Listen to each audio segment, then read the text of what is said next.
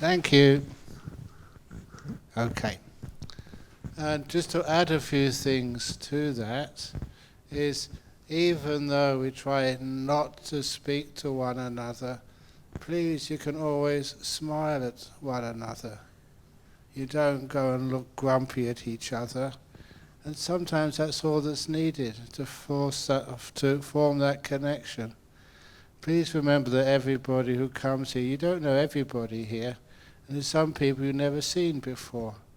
And if everybody looks so miserable, they never talk to one another at all, sometimes people will misunderstand that. So it's all okay if you're walking past somebody else, you can always give them a smile, a nice soft smile, but in silence. And of course, when you're having your lunch, I'm not quite sure how the tables are arranged, but if you need something, you can always, you don't need to say, you can pass things to one another and help one another, but try to keep the conversations to the minimum. And also, with the things like interviews, I know that many of you do have like personal problems, and you love for a monk to answer them. But honestly, what do I know about marriage? What do I know about relationships? What do I know about work problems? The only thing I know about is like monk problems. So if ever you want to ask me any of those problems, you're ordained, then I can answer them. That's my job. But nevertheless, if there are any problems to be asked, which are general life problems, those are best to be asked at the question time. And I say that because often we have these little private interviews, and somebody comes and said, I'm having a lot of difficulty with my husband. Could you please help? And then the next person comes in and said, I'm having a lot of problems with my husband. Can you please help? The questions are repeated. And if it's a private interview time, I have to say the same answer again and again and again. So please, when it comes to the private interviews, can we please keep that to deeper questions, especially about meditation problems? That's my kind of expertise. Is that okay?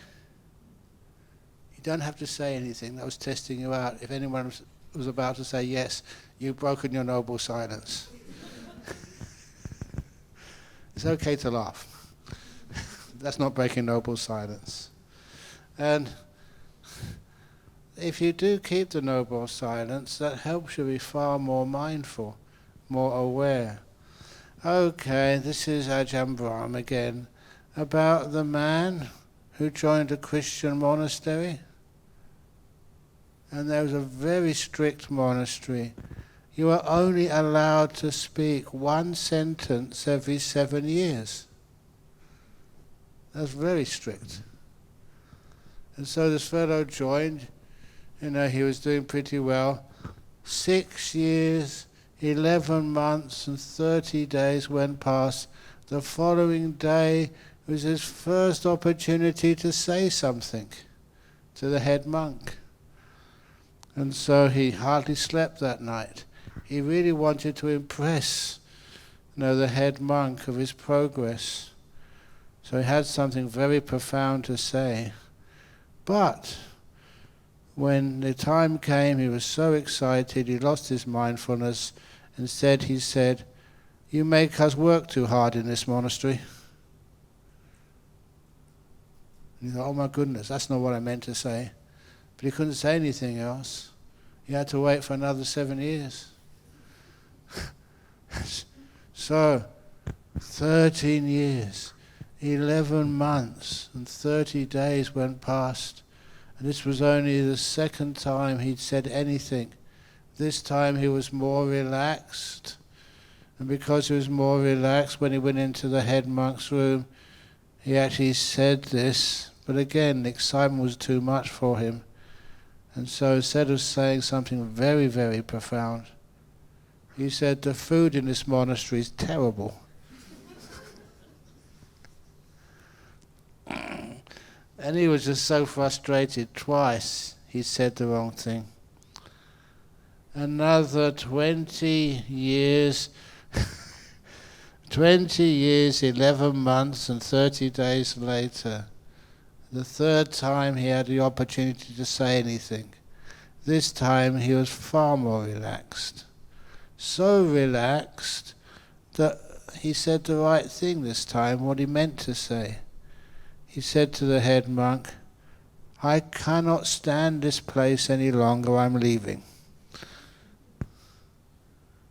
And the head monk said, very good, you've done nothing but complain ever since you came here. Now noble silence does not include laughing. Thank you. That's kind of what happens.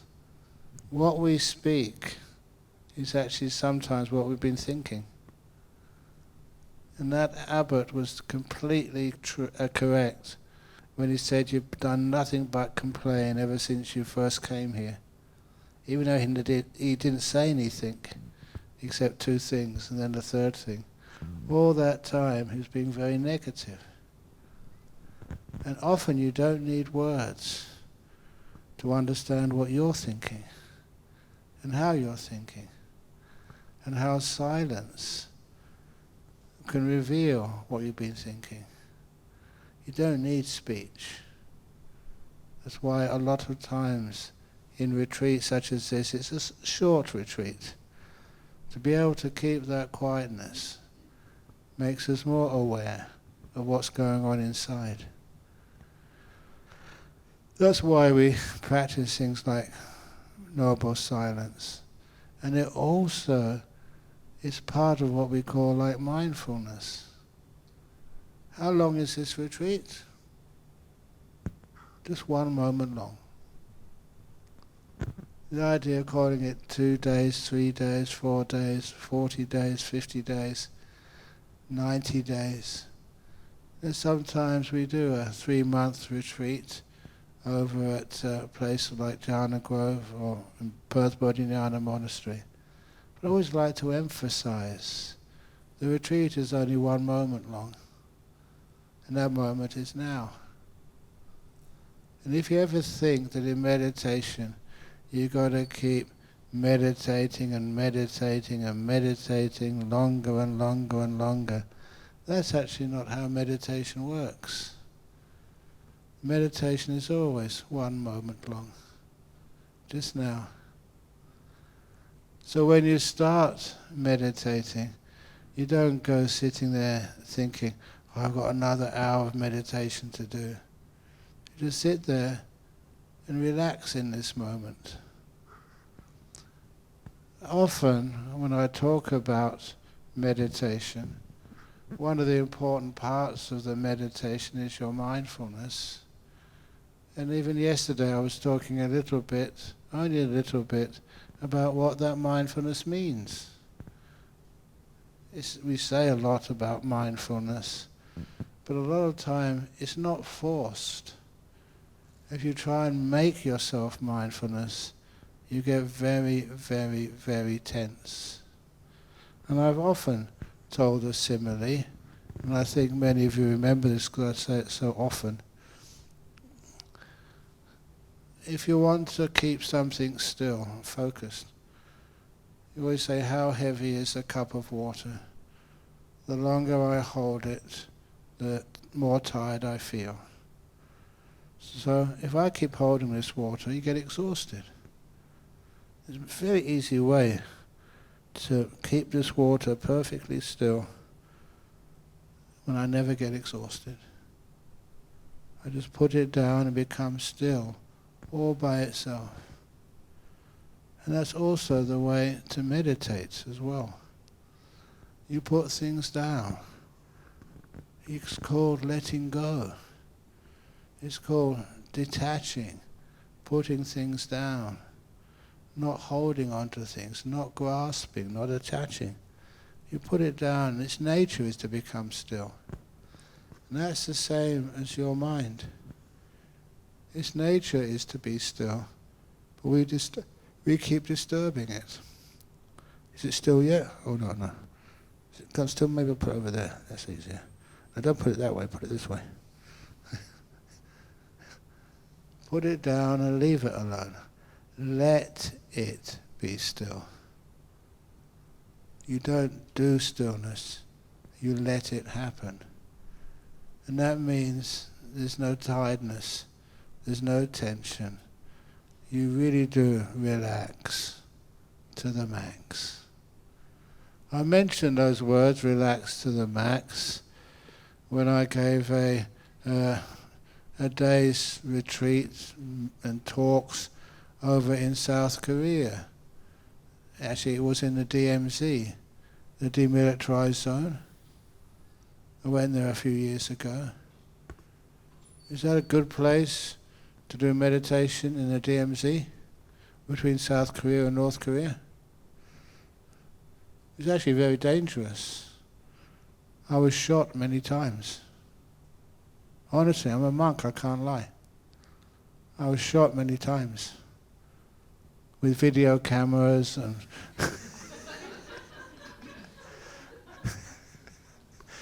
that's how you put it, isn't it? You get shot. I'm being shot right now. But I remember just when I left there, and there's about 2,000 or 3,000 South Korean Buddhists there, lay people, and they asked, "Can you give us something to remember you by?" And so I told them a little motto: please relax to the max. It's not a joke phrase. It's a phrase which embodies how to meditate.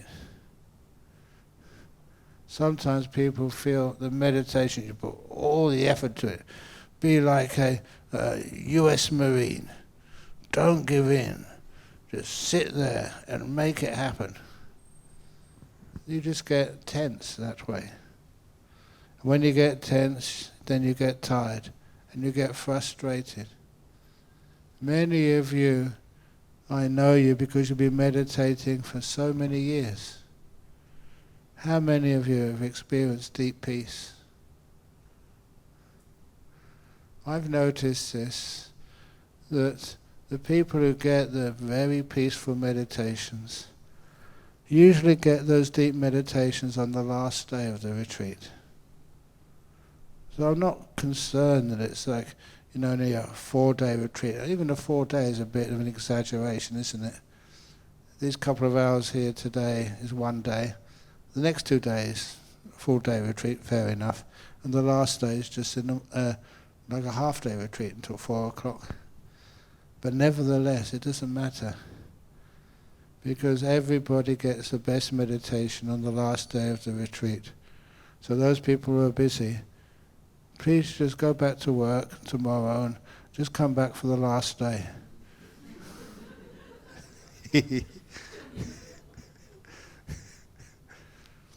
But of course, that's an exaggeration, but it just shows how time can deceive us.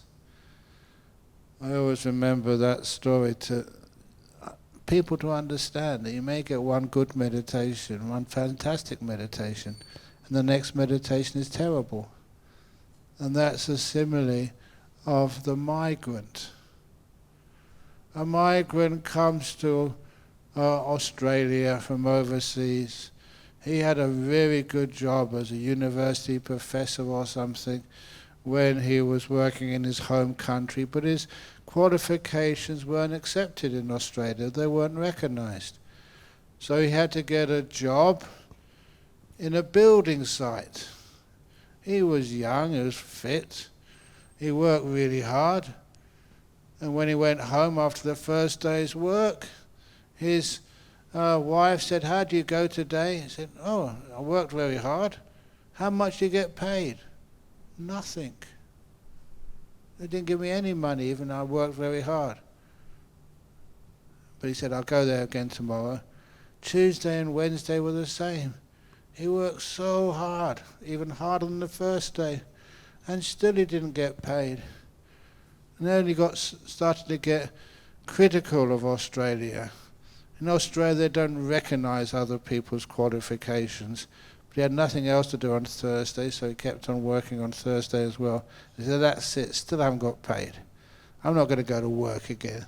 What's the point of going to work and you don't get paid? What's the point of meditating and you just fall asleep?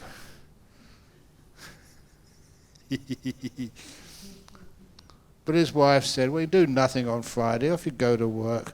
Okay. So he went to work on Friday. And on Friday he didn't work hard at all.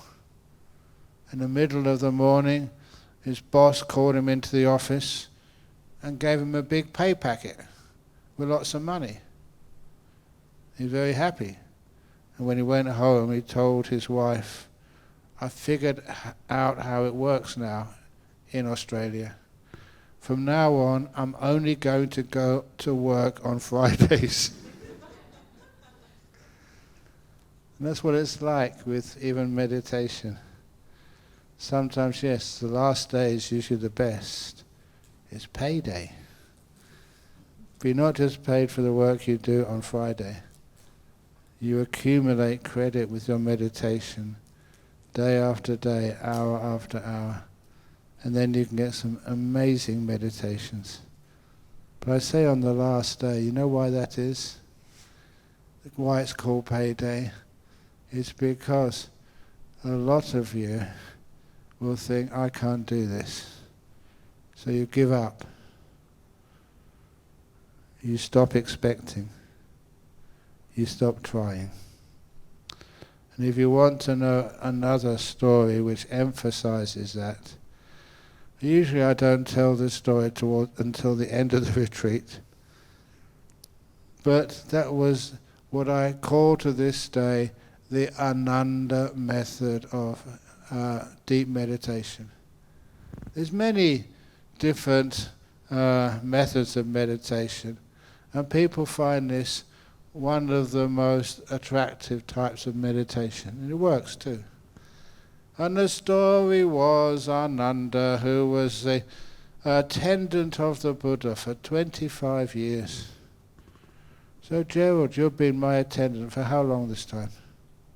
12 or 13 years. No, not 13 years, this trip. Oh, this one? Maybe a few days. Only a few days, yes. So don't get disappointed. Ananda had the Buddha as his teacher, as his master. 25 years. And so when the Buddha passed away, Ananda thought, what hope is there for me? I've had the best teacher, the best example right next to me. I listened to the amazing Dhamma talks and advice, and still I'm not enlightened. What hope is there for me? And for Ananda, after the Buddha passed away, that they decided to have a big conference to discuss all the teachings of the Buddha. And this Word of the Buddha book, which I have here, those teachings which were accumulated and checked out and made to be, this is trustworthy teachings of the Buddha, this is where they were first laid down or just discussed at the first Buddhist council. There was 500 monks. 499 of those monks were fully enlightened, arahats. The one who was invited who wasn't enlightened, who do you think he was? Ananda. And I can imagine just how he must have felt. Just like I sometimes say when I tell this story at an end of a retreat. How many people are there here today? 58? Imagine if I told you at the end of this retreat, congratulations everyone, you're all enlightened except for Gerald.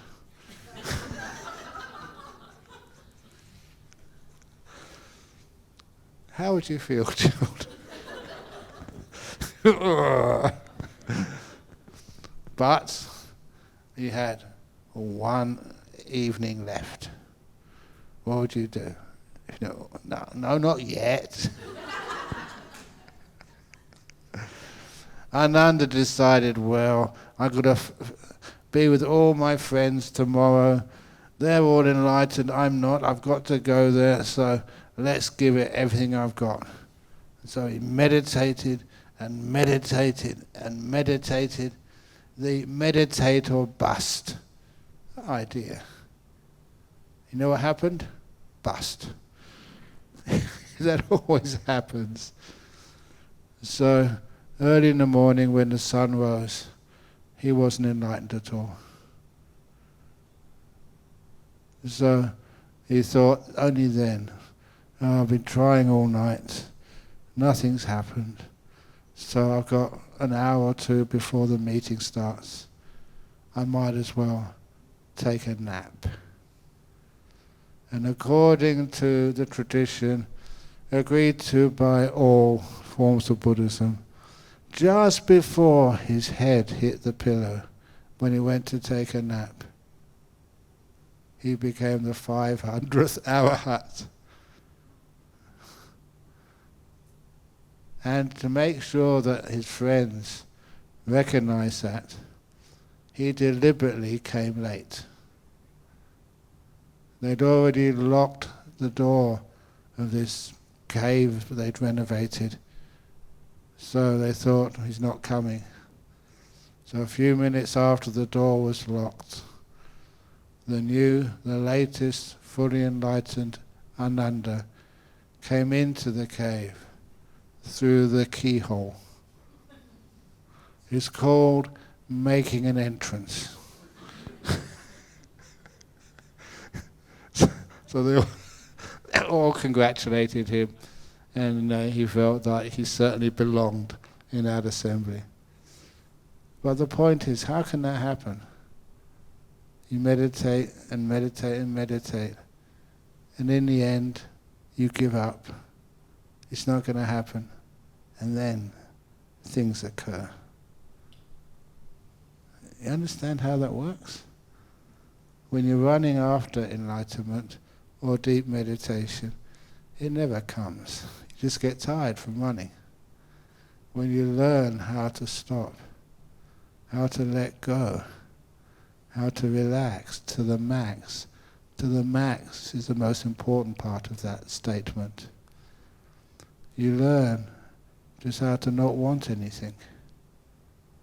When you're not wanting anything, time vanishes for you.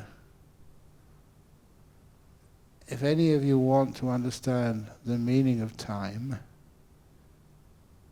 time is is created when you want something. When you don't want anything at all, when you're content and easily satisfied. You don't want anything. The meaning of time disappears. Time is a measurement, either from the past to the future, or the past to the present, or the present to the future. And the future is created by wanting. And the past is often created by some ill will, some disappointment. When those two things disappear from your mind, when you focus in, you zoom into this present moment, it's like time vanishes. And that's a beautiful state to be in. You're here, perfectly aware, you're not asleep, and you haven't got a clue how many hours have gone past. That's why if somebody is in here and they just get very, very deep in meditation, they get started at 10:30, Della? Yeah.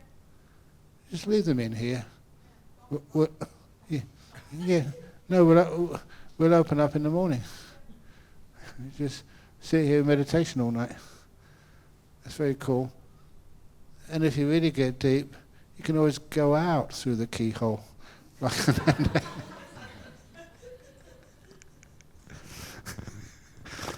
So that's not joking. Those things kind of happen. But it just shows you just how we get rid of this meaning of time. I like that meaning of time being just defined by how much you want, or how satisfied you are, how at peace you are. Have any of you, read or heard about the different heavenly realms which exist? And and this is Buddhist cosmology. In those heavenly realms, the higher those heavenly realms are, the more contentment and peace there are, the longer you live. Extends time, because time has a different meaning when you don't want anything, when you're totally content. Have you ever experienced that? You're having times when life is just so beautiful, and just the days, the hours and minutes, they just fly past. When you're really suffering, every minute is like an hour. I love that idea of the relativity of time rather than the absolute value of time. Of course, that's something I first came across, studying physics. But then actually to see just how true that is, especially when you're a meditator. How can you meditate for 4, 5, 6, 7, 8 hours with no problem at all?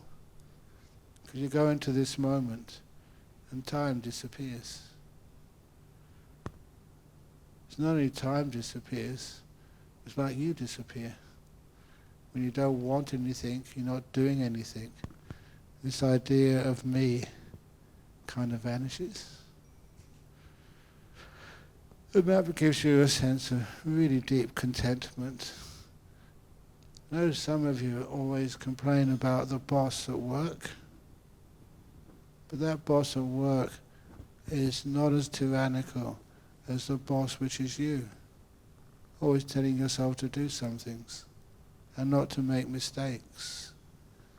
And you get really fed up when you make mistakes. And this is like that inner boss. And if that inner boss can disappear, and instead you find contentment, then meditation becomes so much more easy. A good example of that, I've mentioned this story a lot. It's a basic meditation story about the 2 bad bricks in the wall. I said that at one of the talks, I forget which one. But anyway, when I laid 2 bad bricks in a wall, I could see them, they spoiled the whole wall. I wanted to destroy that wall because I made it, I was proud. Until someone said to me, what about the 998 perfect bricks in that wall? And that was the first time I could see, yes, there were other bricks, not just my faults. Same in your meditation. Sometimes there's so many other beautiful parts of your meditation. Why do we focus on 2 bad bricks? After a while those bricks vanish, they disappear. For years I didn't know where they were, I forgot them. Because I laid that wall over 40 years ago. It's still there. One day, I think one of you said, can we see the 2 bad bricks? You know what people are like, especially the Indonesians. Any Indonesians here? Because they always wanted to take photographs. So they came and said, where are the 2 bad bricks? We want to take a photograph of them. So I honestly said to them, I don't know. I've forgotten about them. They were important at the time to make a good Dhamma simile, but since that time, I haven't really thought about them. They vanished from my consciousness. So it took a while. I went investigating, searching for them. I found where they were. But what was weird, for years, they weren't important to me anymore. So I lost their location. And I have found their location. And their location is in the monks' toilets. That's why I don't allow you to take photographs of them in there. But anyhow, Just when you become like an old monk, time is kind of loses its importance. That's why sometimes you say, oh Ajahn Brahm, take a rest. I am taking a rest. Time is very different. And it also means that the idea of being in this moment becomes so much easier. The future is not important. And the past, my goodness. Just how many of you have had a very, very, very happy past?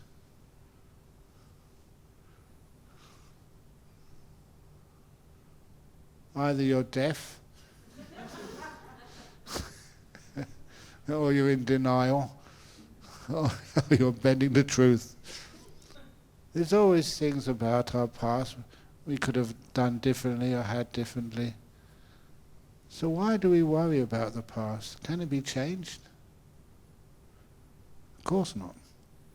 It's one of the reasons why it's become so easy to let go of the past and don't be defined by the past. So it's easy for you to say, Ajahn Brahm, you're a monk for so many years. It's not just easy, it's just rational, emotionally intelligent thing to do. But sometimes people always say, if you don't remember the past, you have to repeat it. No, you don't. Whoever made up that idea got it totally wrong. You learn from the present, never from the past. We distort the past. So it's one of the things which I say in meditation. Please be kind to your past first. When you're kind to it, then it's easy to let it go. It's not so important. When you bother about it, and it's something you feel that's explaining why I am who I am, you blame the past, what happened to you, you feel like you're a victim. That's no way to be free. So when one gives kindness to all the actors who played a role in that drama or tragedy or comedy which was your past, when you're kind to them all, it kind of doesn't have the same sting to it. And of course I get that quote from Shakespeare, all the world's a stage, and all the actors and tormentors are just actors on that stage. So when you take away the blame or the praise, the judgment, then it's so easy to let go of the past, no matter who they were, no matter what happened to you. And I said that in the story last night and the night before as well, about opening the door of your heart to the past, to the traumas of the past. It can be done. You see it's being done, and that's inspiring. Imagine you don't have to be concerned about the past ever again because of kindness. And that's what kindness means, the unconditional loving kindness, acceptance of a person as they are. And it changes things. One of those stories I didn't say last night or the night before, did not have time, is the power of kindness when it's unconditional. And that was a story of the monster who came in to the Empress's palace. You're all here for the weekend. I don't know where you lived, but did you lock your doors, put on the security systems in your house to make sure it's safe? People can get through security systems, But don't mind, don't worry. I kind of like burglars. They're easy to deal with. The reason I got to love burglars was because our workshop got robbed a couple of years ago. And as it got robbed, afterwards some of the monks got angry. What are they doing robbing us? We should call the police, put more security on. And I said, you can steal our tools like chainsaws and expensive drills, but I will never allow anyone to steal our happiness and peace. That's easy to be secure about. That's your choice. But anyway, afterwards, we put in an insurance claim for all the stuff which was stolen. And we did get the full payment for the insurance claim. And we got so much back that we could get new tools, much better tools. And we still had some money left over afterwards, after replacing all the tools with cheaper, more efficient tools. So it was actually very beneficial to our monastery. So beneficial, I did ask the police, if you ever find that person who stole them, those materials, please can you thank them for us? Thank the thief. And if possible, can you give me his name so I can invite him back again when we need some more new tools replaced? It was financially. Now that's kind of an example of being kind to the past. You see, whatever happened, you don't get upset at people. You look at it in a positive way. And there's always a positive way to look at it. And that makes the past more easy to endure, no matter what it was. And people say, oh, Ajahn Brahm, you haven't really suffered in your past. I've had all the same things happen to me that most people did, but you always had a different method of looking at it. It's not the events of the past which make you suffer, it's actually how you regard it. Your perception of it and the way you deal with it. So, even all about the death of my father, only 16 I was. He died at home. That's your father. Did I grieve? You know that sometimes the people you love and you know, when they die, like when an Ajahn dies, did I grieve? You felt like standing up during the ceremony and giving him an ovation. What a wonderful life that was. Did I miss him? No. I just remembered all the great gifts they'd given you. That's why I wanted to give an applause. And then, have you ever been to these cremations where the casket goes into this, goes behind a curtain or goes behind a screen? If that was me and you were organising that funeral, please find the button where the coffin comes out again so you can give me an encore.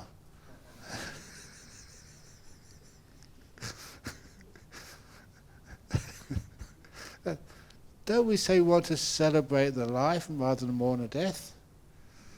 So have an encore. Anyhow, let's get back to the subject, meditation. When you are kind to the past, no matter what happened, then the past is not heavy. It's easy to let go of. And as for the future is made right now. The only time you can do anything is right now. And then you find you have some peace in your life. It's easy to let go of the past and the future and focus in this moment. Like right now, how do you feel?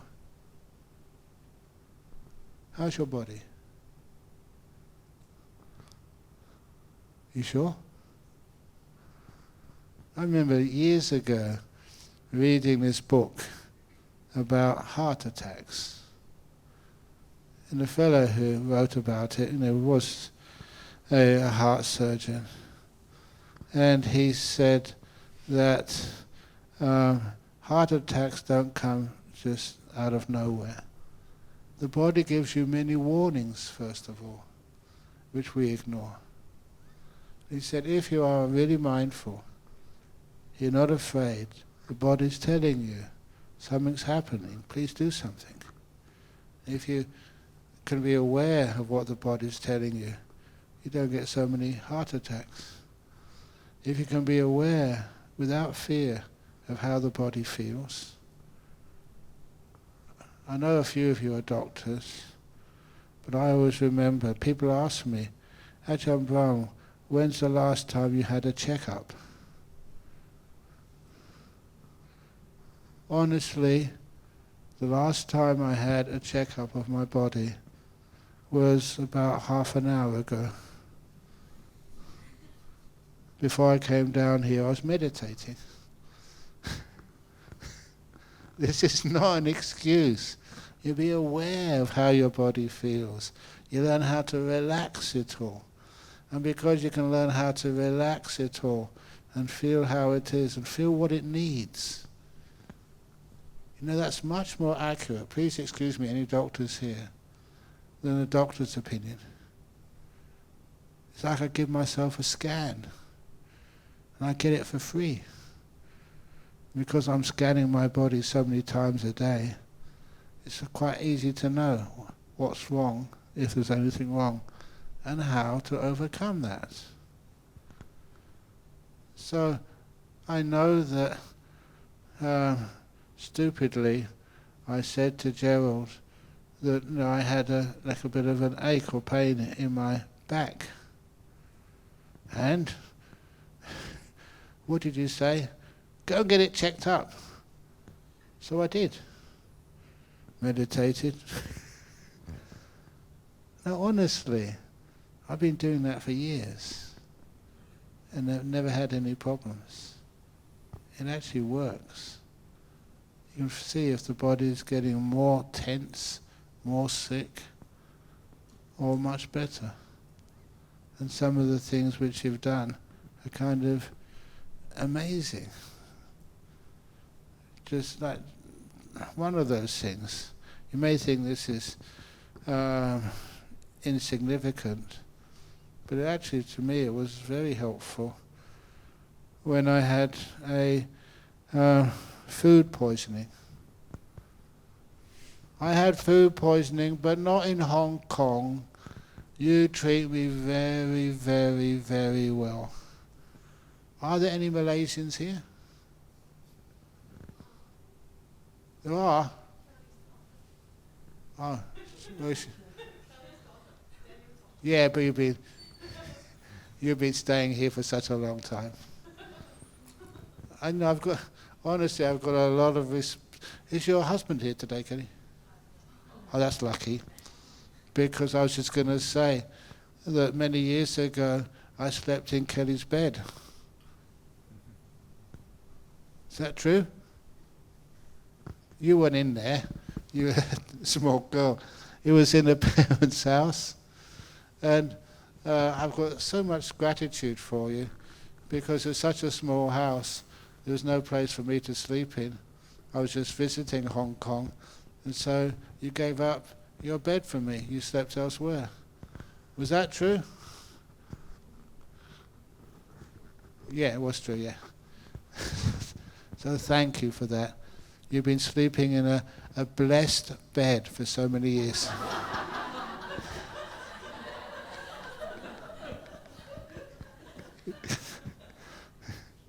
So anyhow,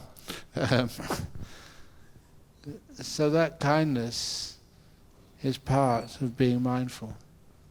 So whatever I feel in the body, I can actually be with. And this is how when I did get food poisoning in KL many years ago, I gave one of my most memorable talks because at the very end I was saying, I think I need to go to the toilet now. And they said, no, just one more question. Just a photograph, just one more sort of signing of books. And I said, I need to go to the toilet now. No, just another couple of minutes. And so I said, I'm going to the toilet now. I never made it. Ugh. projectile vomiting. And that was such a good thing to do. Because at last, when I said, look, there's some foods I can't eat, they never again complained, Ajahn Brahm, you just wanted to eat what you like. I said, no, I'm allergic to some things. You know that some of the things I'm allergic to over many years, I mean real allergies, I'm not making them up. Apples. That's why you never see me eat apples. I like apples, I love eating apples, but they make me feel sick. One of the other things I'm allergic to is honey.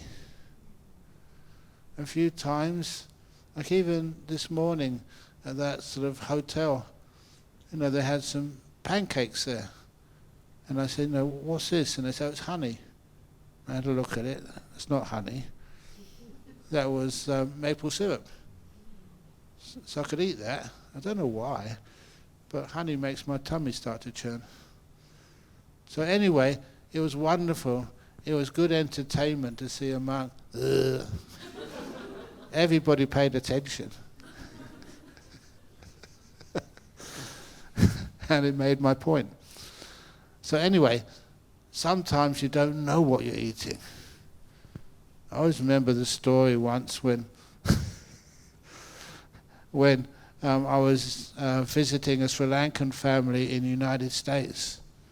And Ajahn Brahmali it was, who called them up, because many of the monks are really concerned about my health, not because they want me to feel good, because if I die they have to do all the work.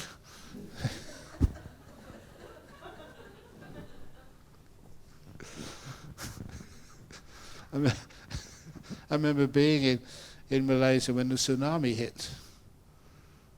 And that Christmas, was it 2000 and whatever? But anyway, one of the monks was ringing up. He knew I was sort of kind of in danger. He was calling people, have you heard about Ajahn Brahm, is he okay? And they kept calling and calling and calling. And my disciples over in Malaysia told me, wow, you really are kind and loving to Ajahn Brahm. You're calling everybody to make sure he was okay. And the monk was honest.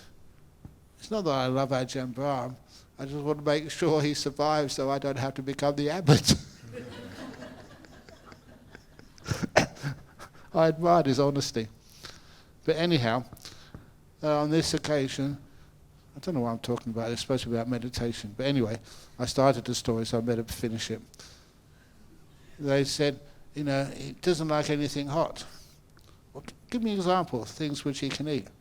And they said, shepherd's pie. So we can make that. So they offered a shepherd's pie. And I thought, at last I can eat something. So I put a big spoon of the shepherd's pie in my bowl. And only then I discovered it was like potato on top of very hot Sri Lankan curry. I didn't know what was underneath a potato. So sometimes you eat something and by the time you put it in your bowl it's too late. So I eat it anyway. And so sometimes you get sick. And this time it was food poisoning. Real food poisoning. And so I went into my cave where I live in Perth. And every minute, your poor headphones. I usually make it dramatic because sometimes people fall asleep during Dhamma talks. Be careful, here it comes again. You get these spasms coming. So what do you do? If you had those spasmic fits, what would you do? The nearest telephone was a long way away. So, you're a monk. We're not supposed to have telephones, not mobile phones. So I thought what to do. If I go outside and I start, to the monks, and they wouldn't know what I was doing. They probably thought I might be telling this story to other people and just making it up. So, but anyway, I thought, no, I don't need to do anything like going to a hospital. So instead you meditated. And there's beautiful examples of when you've been training like this for years, some of the benefits. I'm not making it up. No, I started just to sit there or lie there, whatever I could do, and then just be aware of the spasms and the pain of the spasms. And I'm not going to sort of control myself by not shouting out or screaming in pain.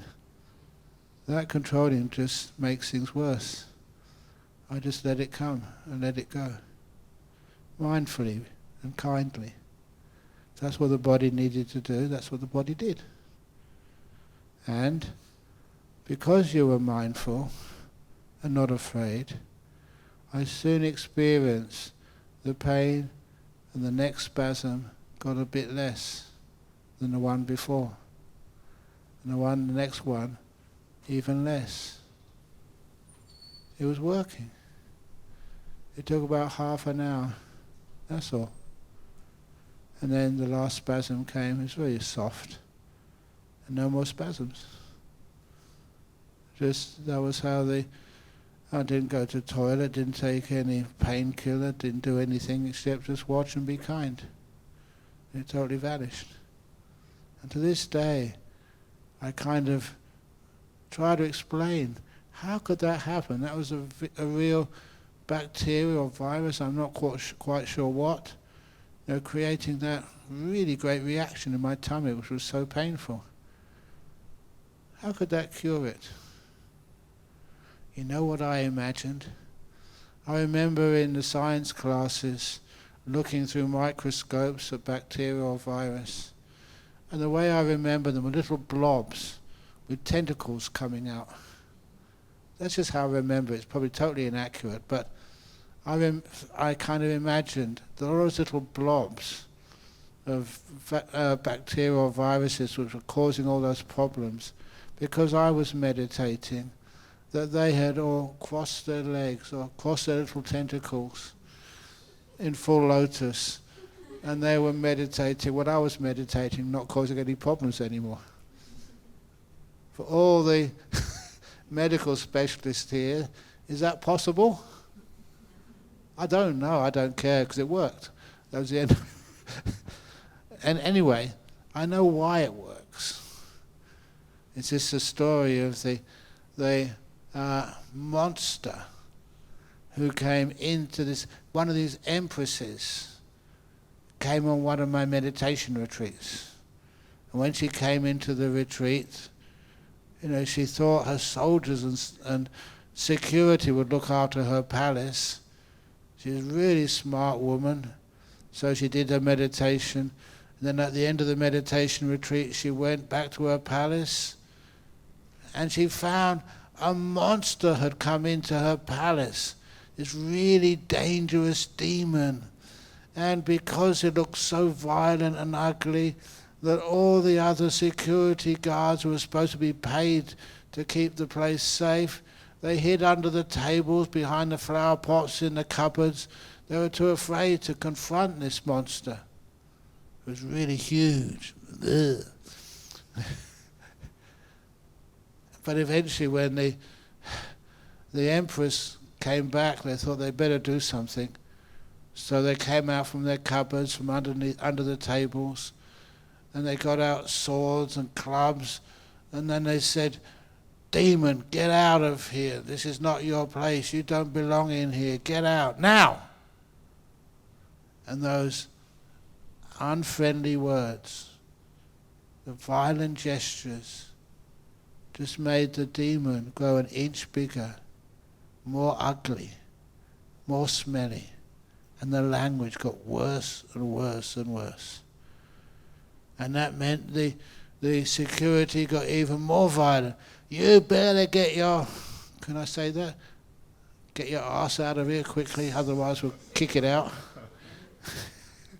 Sometimes as a monk you want to tell a story, you don't know how far you can go. But I've got away with it so far, so thank you. And anyway, if you want to sue me forget about it because I don't have any money. Any donations which come go to the Buddhist Society of Western Australia. I don't know what they do with it then. That's the truth. Anyway, so, and if they did give me a time in jail, in Australia anyway, I'd love that. Because I've been in the prisons in Australia and they're very comfortable. You know, you get 3 meals a day there, buffet. You don't have to get up at 4 o'clock in the morning. That's when I get up. I don't know why, even here, this morning you asked me, at 4 o'clock I got up. I didn't need to, but I did because I'm just conditioned that way. And I tell people who ordain, you know, you have to get up at 4 o'clock in the morning, although it is optional when you're just newly ordained. You can always get up earlier if you want to. But not later. So anyway, where was I going with this? Oh yeah, this monster. Get out of here. And every unkind word, unkind deed, unkind thought, the monster got bigger and bigger and bigger. And when the Empress came back, the reason why she was the boss was because she was smart. She saw the situation. And by this time, that monster was huge and so ugly. I remember asking the monks, because I've been a monk for such a long time, so what's the ugliest monster, you know, you've actually seen in the movies? And they said, like, Alien? Is that right? I haven't seen Alien. I thought aliens, I did see this model of E.T. I thought, that's not ugly, it's kind of cute, E.T. And the biggest monster, they said that was, I think I remember the name correctly, Jabba the Hutt. I don't know, that's what the monk said, I don't know. The biggest. And so it's really big and frightening and ugly. And the smell which was coming off this monster was so bad that even some maggots crawling on the monster's skin, they threw up. They were sick. I thought that was really cool. I invented that phrase. It's such a bad smell that even maggots can't stand it and vomit. Okay. But how the Empress dealt with it, she looked at that monster, who was so frightening, and said to the monster, "How long, thank you for coming to visit me. Why have you waited so long before you came to drop in? Has anyone got you something to drink yet? Would you like a cup of tea? We got some nice Dilmah tea with condensed milk. We got some nice green tea. We got some herbal tea, chamomile tea. It's very good for your health. Would you like a cup of coffee instead? Would you like something to eat? Has no one actually asked you what you want to eat yet? How about a monster-sized pizza? Because monks told me that you can actually order monster size with some deviled ham. I don't know what. But anyway, the monster said, yes, please, thank you. I'm very hungry. With those kind words and kind acts, the monster grew an inch smaller. His language got much better and he became less violent. So all the people in the palace, they understood what they needed to do. Instead of unkind words, became kind words. And about 6 of the very, very strong rapid response team security guards, 6 went on each foot of the monster to give him reflexology, foot massage, and such huge feet. And the monster kept on saying, oh, just over there, oh.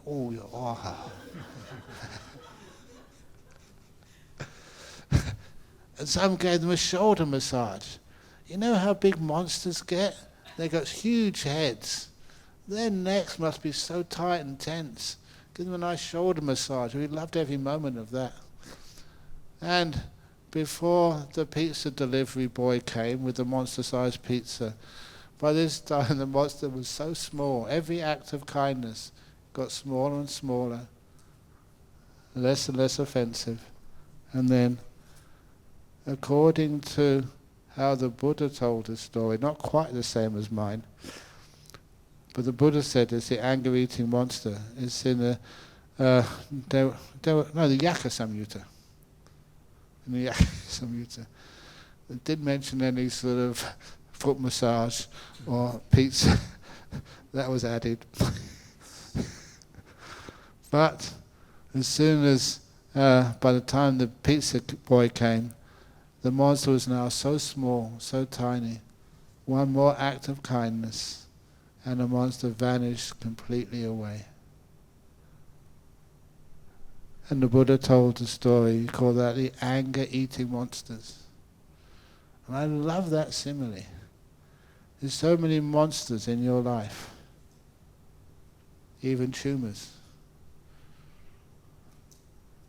You give them anger, get out of here, you don't belong. This is my house, my body. Get out of here. They get bigger and more aggressive.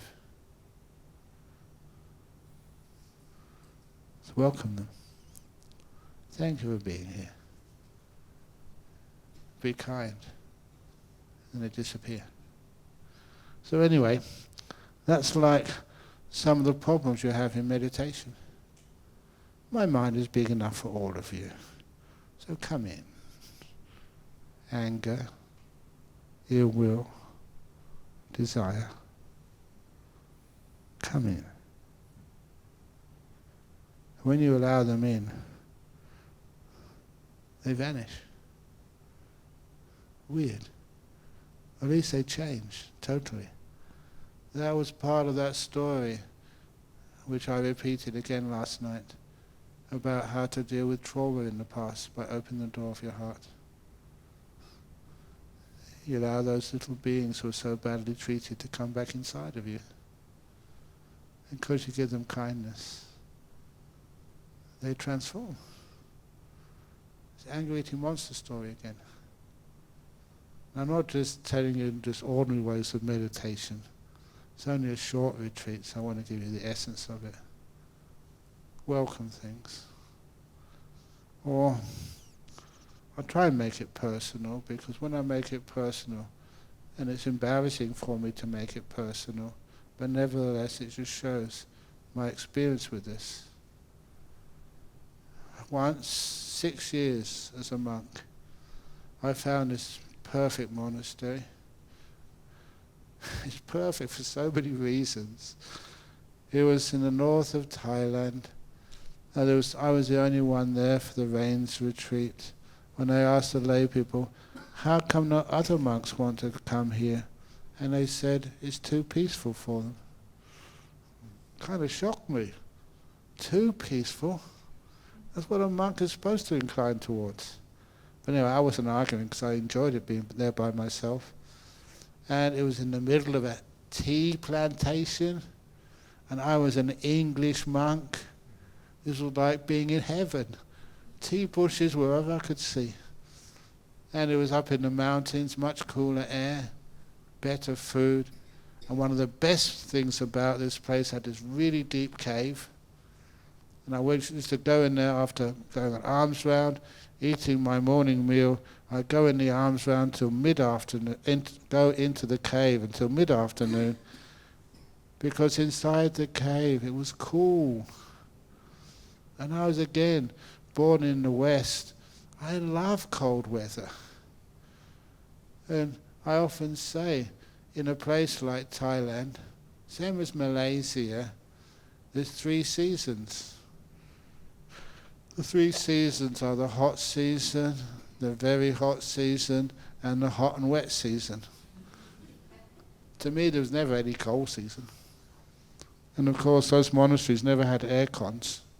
But inside a cave, it was like being in an air con. Am I going over time?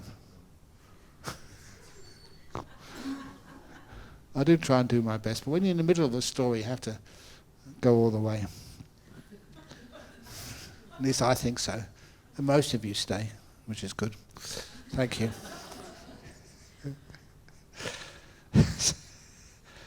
So I remember just that cave, which was so cool and peaceful. I loved it. It's one of the best parts of that monastery. But nevertheless, after a couple of months there, that I started getting restless. Do you get restless when you start meditating? Do you think of all sorts of stupid things? Do you tell the people you live with what those stupid things were? I remember this one monk. He was a really good monk, and I'm really ashamed he disrobed. But then, the reason why he disrobed was, he kept on having these sexual fantasies. And he went to see Ajahn Chah and said, how do I overcome these? He said, very easy. Just the next time there's opportunity to give a Dhamma talk, tell all those people who respect you what you've been thinking of with your sexual fantasies. That will soon cure them. And he said, no, I can't do that. But anyway, even Ajahn Brahm had a time when he had all these sexual fantasies. I couldn't get rid of them. That's embarrassing for me to say that. It was at this monastery, the beautiful cave, by myself, lots of tea, lots of beautiful food, lots of time, no responsibilities. My mind started getting restless. And it got even more restless. The more I tried to stop it and stay with my breath, the more these thoughts. I was only, 29 at the time? Still young, still handsome.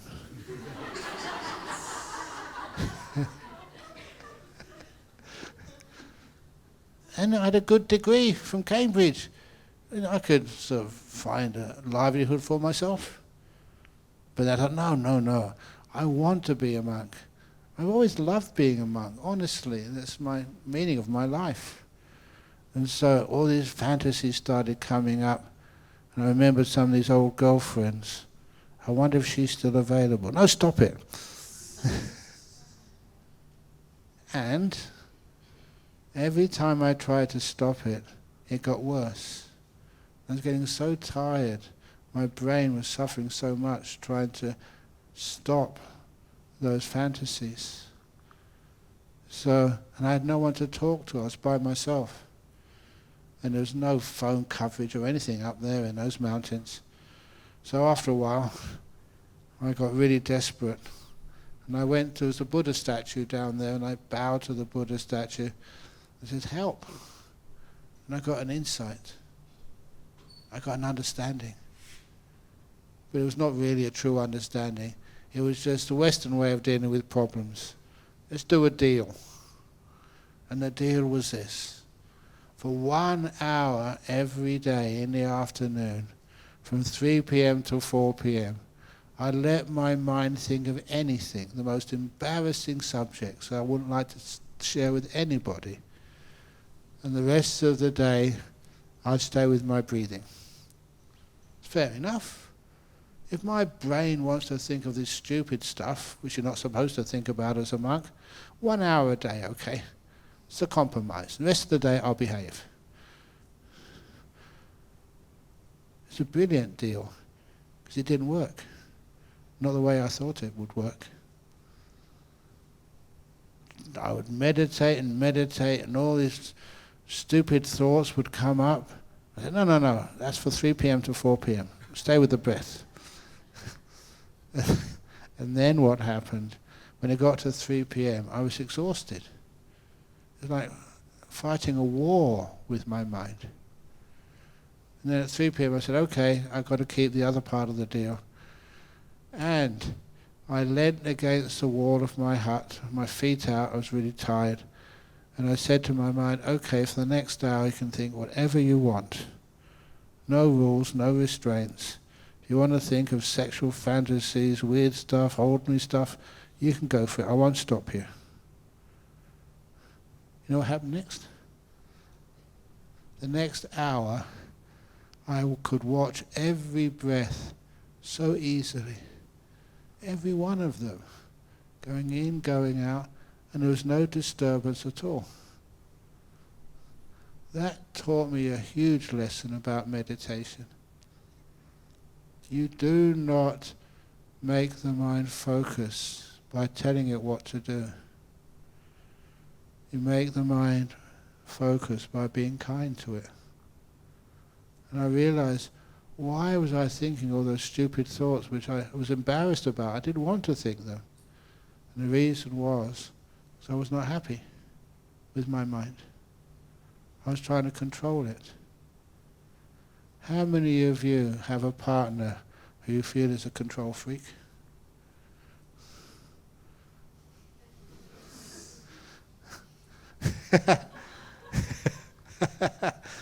I'm not going to report you. And of course, many of you have yourself, who's like a control freak. Always telling yourself what to do. Judging your meditation. This is how it should be. Come on, we've only got a few days here. Come and meditate properly. Stop thinking these stupid thoughts. It's from experience like that I realized why restlessness happens. I don't like to be with people who try and control me, but people who just are kind to me. They don't tell me what I should be eating. They say, what do you want to eat? And they're trying to do the best for me. I am now a bit old. Actually, not a bit. And you always say, come on, just you don't have to do so much. Even when you say that, I'll resist you. You know why? I refuse to be controlled. That's even sometimes in Perth. Going to Hong Kong and they said, have a good trip, Ajahn Brahm. I said, no, you can't tell me what to do. If I want to have a good trip, I'll have one without your advice, thank you. I'm going to have a bad trip now, just to make a point. And that's what I do with my mind. I start meditating. Hi mind, how are you? We're friends. And because we're friends in a very deep state of friendship, we always like to hang out together. I don't have to tell my mind to be here. It's like, when I'm not giving a talk, not doing anything else, you can sit down. It's like my mind says, Ajahn Brahm, hi, how are you? Yeah, not bad. How about you, mind? So we hang out together. We chill out. Have you ever had a really, really close friend?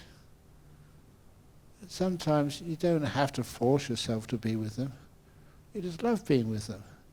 You have a lot of fun. A lot of piti sukha together. That's what happens with me in my mind. Once we meet each other again, I say, yeah, how you been doing? What's been happening? Let's hang out together and be still together and be peaceful. Have you ever also noticed that people who really understand each other don't even need to talk with one another? You understand how a person feels. Speech is not necessary, and you never judge each other. You know your wife, your husband, your child, they're not going to change. It's a waste of time trying to cure them of their defilements. Instead of curing them, what should you do? Care for them. How many of you can do that with your partner? Instead of curing them of their silly behavior, just care for them. And then the silly behavior disappears. It's not what you expect, it's not what you wanted, but it's not what happens. That's what happens with the mind as well. When you care for your mind, it doesn't want to do anything which is silly or wrong. That's where you get really peaceful. Very simple. I just put it down, a cup, a glass. I care for the glass. I don't want to control it.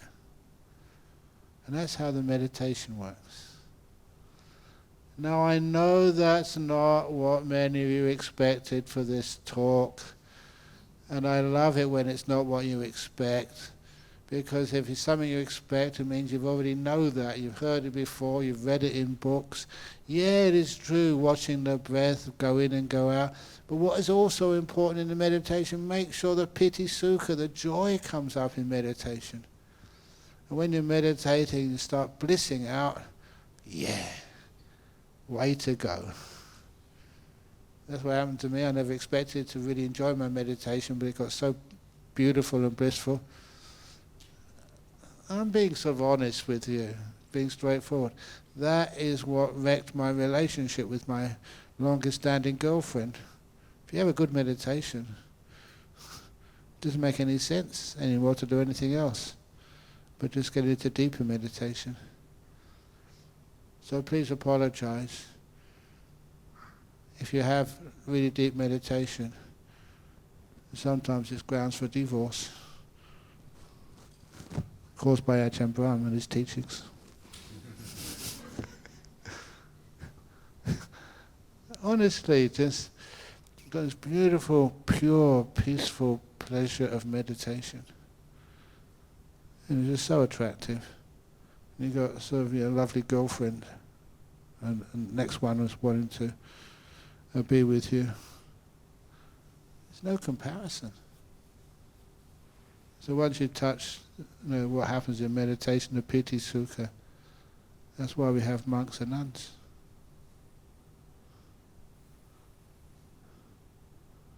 So that's actually, that story of Nanda, the Buddha's cousin? It just came up. This Nanda, the Buddha's cousin, decided to get married. He was quite a handsome young man. And so, because the Buddha was his cousin, so he invited, or his family made sure the Buddha was there.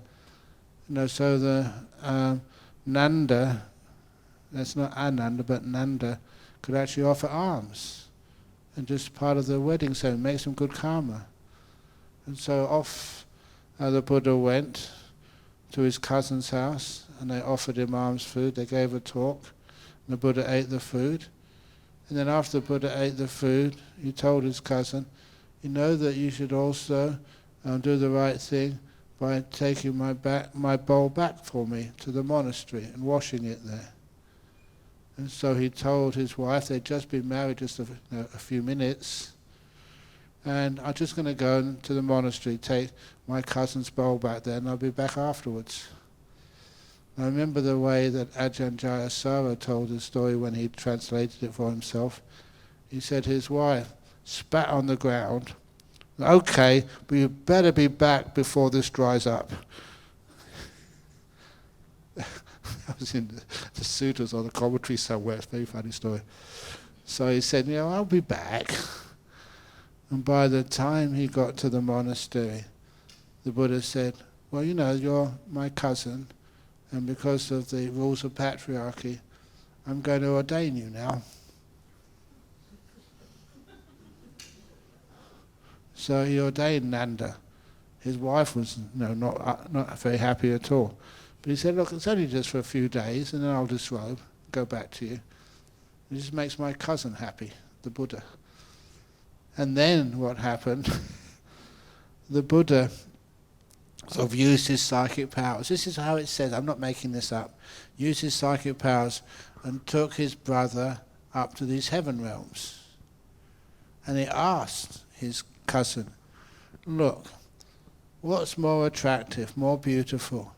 Your cousin, your wife who spits on the ground and orders you around, or these heavenly maidens?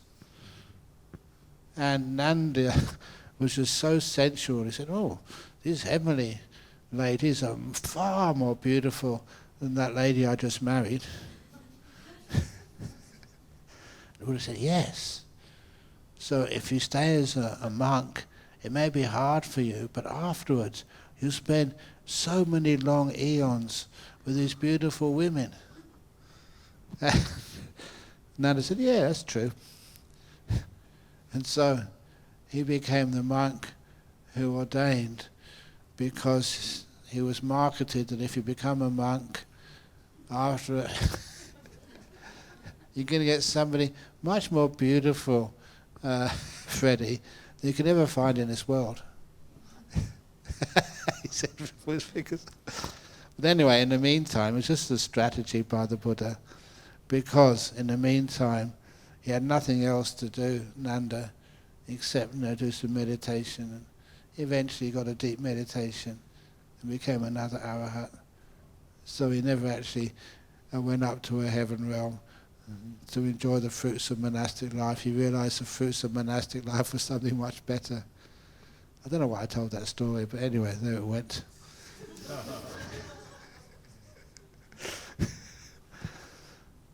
So these are some of the things which happen in meditation. You get so peaceful, so joyful, and it's such a benefit, innovation and other things. So that's one of the reasons we're here for. Now remember some of the main points of this little rambling monologue. First of all, just be kind to your body and be kind to your mind. That's important. You don't destroy defilements through force. You get past them by understanding. It's one of those phrases which was always impressive. This idea of Mara, a tempter, like a devil. And how was it defeated? The monk or the nun would just say, I know you, Mara. I understand you. Then Mara would just slink away with shoulders drooped, head hunched or head down.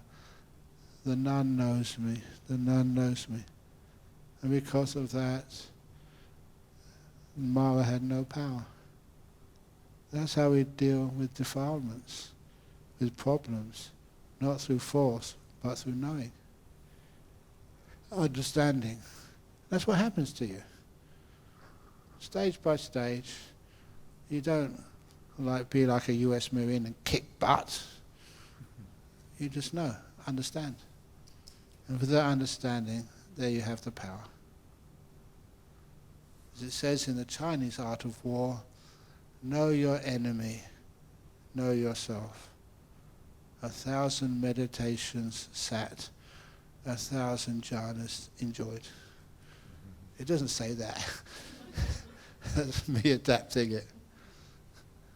Okay, how is the time going? I haven't got a clue. My clock was somewhere, that's in my pocket. 2021. Okay, 8:20. What time am I supposed to stop? 8:30. Okay, so there's 9 minutes for questions.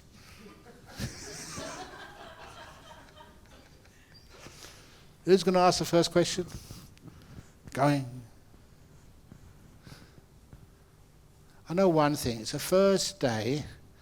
It's one of the reasons why I talked a lot, because to basically do a lot of entertaining, but also with some deep stories to get you set up. But the first day, please don't stay up too late. Have a good rest. And you get into it. Yes? Great. Can we talk about metta meditation? Oh, yes. So you talk in your book. You talk about we can use a kitten or a baby to initiate the love. But other than this, do you have other things? Oh, yeah. Yeah, no, that's just to get it started. Some people, what is metta? Sometimes we think we're sharing metta to all living beings, but you're not. That's one of the reasons, one of the beings you're not spreading loving kindness to is yourself. If you really understand what metta is, you can't avoid yourself. It's just, that little simile which I say when I do marriage blessings, it's not about you, it's not about your partner, it's always about us. And us becomes bigger and bigger and bigger. There's no such thing as Mahayana and Theravada. It's just Buddhism. It's not just sacrificing myself for the benefit of others. You can't do that. Every time I give my time, come to Hong Kong and serving, it's not just me giving, I get so much back from you. We share. When you're happy, it makes me happy. That's all being honest. It's always about us, never ever about me. And so the loving kindness can even do to material things as well. This lady in Sydney, she told me that she just doesn't like cats. She doesn't like babies either. So, well, what have you got which you really care about? She was in an apartment by herself in Sydney. She had a pot plant. And she really cared for that pot plant. She was worried about it when she was on retreat in Perth. Great! Now, when you do the meditation, imagine that poor pot plant. Poor pot. Your poor pot plant. And just imagine it like it's a sentient being. It misses you. So just send some kindness to it. Little pot plant, may you be getting enough water. May you be getting enough sun. Little plants, I really would love to see you grow. And there's all these beautiful leaves and flowers coming out. And she really got into it. Because she got into it, that was her meditation object to develop loving kindness. It's a start. I always say that loving kindness is like a fire, but a fire has to start with easy things which take a flame. For me, that's a little kitten. For her, it was a pot plant. Once she's got loving kindness for a pot plant, she can give it to anything. And that's a really amazing thing about loving kindness meditation. There are people in your life who really treated you badly, and you think, there's no way I can give loving kindness to them. But once the fire is being lit inside of you, you get so joyful, and you give loving kindness to anything. And afterwards, how on earth did I do that? Give loving kindness to this person who just really took advantage of me. But it's easy. When the fire is really strong, sometimes it can even burn concrete. And so sometimes as monks we have great fun with that. So I remember this is opening the car boot story with this Indonesian girl, Ronnie. Because she was young, she was in our youth group, and after teaching the youth group, the young people, they were going down to the beach, just for fellowship. And I was just coming back, and they said, Ajahn Brahm, we can't open the boot of the car, we've got all our stuff in. And he said, can you help? You got powers, they said. Can you use your powers to open the boot of the car? And I said, okay, if we make a deal. Now you're single, you are a good meditator. If you promise to become a bhikkhuni, then I will open the boot of the car for you. It was a deal. So she said yes, thinking it's impossible. They'd been trying for about 40 minutes to open that boot. And they'd called the RAC to try and do it, but the RAC were a bit busy. So I just, where's the key? They gave me the key, I put it in the lock and opened it and it came up. Easy. And that's when she put her head in her hands, oh no! I don't want to become, but you promised, I said. I did my part, I opened the boot of the car which you couldn't open for half an hour, using the loving kindness. You know what happened next? One of the other members of the youth group was a lawyer. And she said, yes, it's true, she said she'll become a bhikkhuni. She never said when. I was outwitted by lawyers. But you can do loving kindness to all sorts of things. And it works. Kind of weird. I love that as a monk, as a scientist. If you do loving kindness to open a car boot, if you ever see her going to Perth, ask her, totally true, can't we do something to help people with sicknesses? Loving kindness is using the power of the mind, which is enormous. And it can do stuff on the body. Okay, that's enough for now. Okay, next question. No?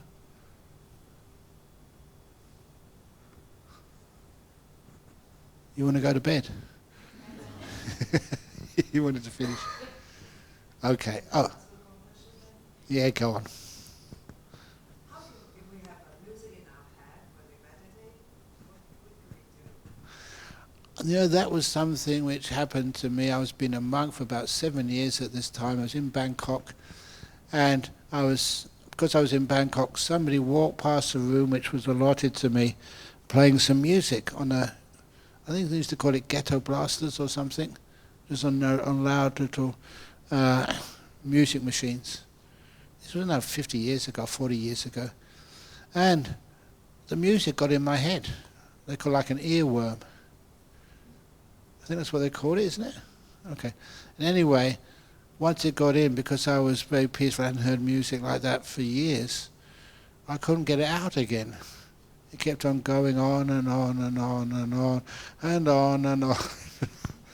So what happened, the trick which works for me, was actually to make it have a nice crescendo at the end of the performance.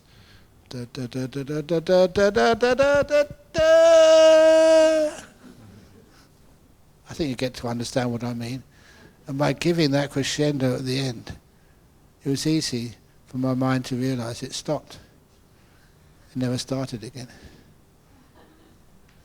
And this was typical, because when you try and get rid of things, they keep going. But when you actually use them to give a nice crescendo and then it finishes, that's easy.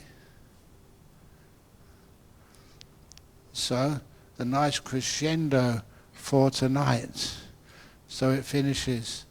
And those people who are tired can have a nice sleep. Those people who want to get enlightened tonight can carry on.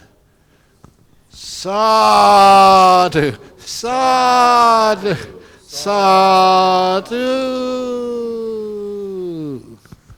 Thank you. Is that okay? Okay. Okay or not, that's it. So those who want to carry on meditating, please do so. You got until 10:30? No, when the door is locked. Yes. Okay. Okay. Am I supposed to do anything? Great. Bow if you like. See you in the morning.